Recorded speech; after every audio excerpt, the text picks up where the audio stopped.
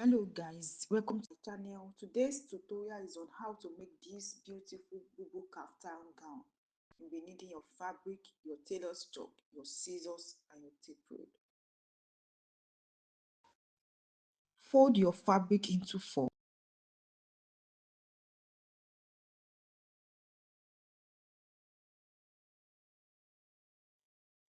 Mark shoulder plus sleeve length.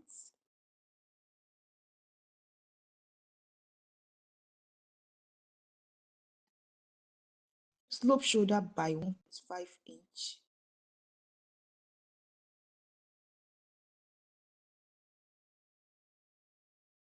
Mark where you want the cowl drape to stop.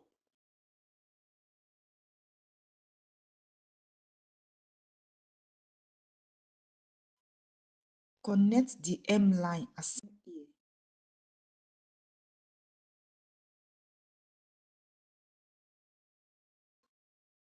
Input the desired neckline.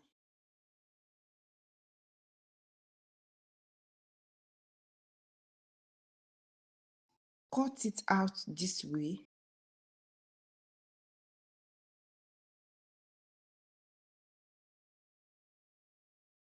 You will have something like this.